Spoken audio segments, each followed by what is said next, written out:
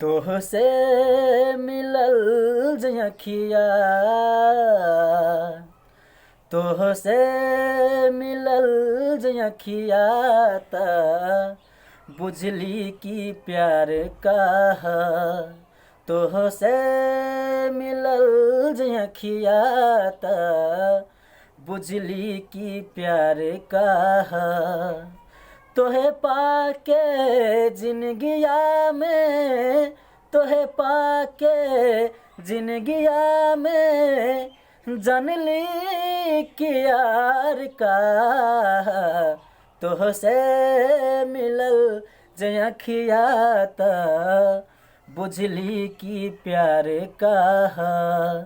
तोहसे मिलल जखिया त बुझली की प्यार का है।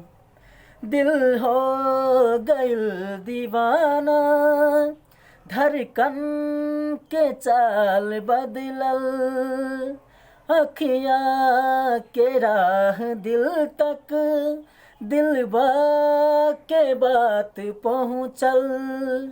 अखिया के राह दिल तक दिलबा के बात पहुँचल। बेचैन हो के जानली कि चैना करार का।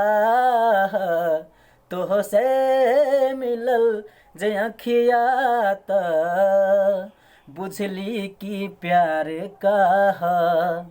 तोहसे मिलल जखिया त बुझली की प्यार का है। ओठबा के रंग निखरल, कजरा के रंग सरल, अखिया से नहिया छलकल, बिंदिया के रंग चमकल। अखिया से नहीं छलकल, बिंदिया के रंग चमकल।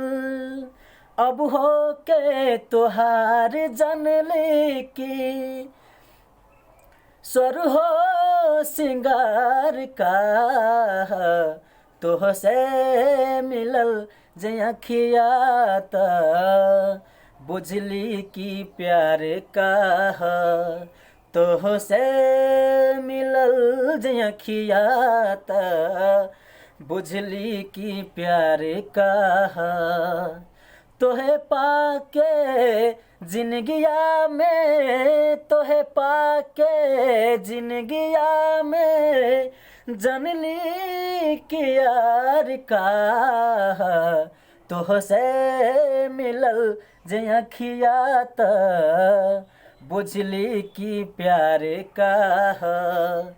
जब से मिलल जखिया त बुझली की प्यार का है।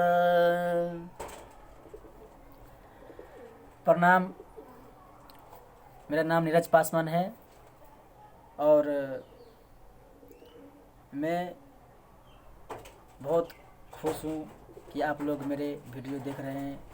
मेरा जो भी टूटा फूटा गलत जो भी जैसे भी गाता हूँ वो तो आप लोग ही बताएंगे, क्योंकि मैं गाता हूँ मुझे भी थोड़ा बहुत पता चलता है।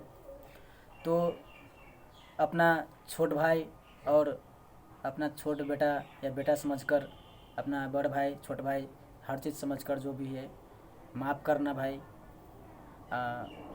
बस मैं कोशिश कर रहा हूँ कि कुछ अच्छा से गाऊँ, कुछ अच्छा गाऊँ, तो प्रयास कर रहा हूँ। आप लोग को सुनाना चाहता हूँ, आप लोग अपना प्यार आशीर्वाद दीजिएगा। और मैं लास्ट में एक बात कहना चाहूँगा आपसे, जो भी आप वीडियो भी देख रहे हैं, मैं ये कहना चाहूँगा कि प्रत्येक व्यक्ति किसी न किसी रूप में सर्वश्रेष्ठ होता है। इसलिए मैं आपकी श्रेष्ठता को हृदय से प्रणाम करता हूँ।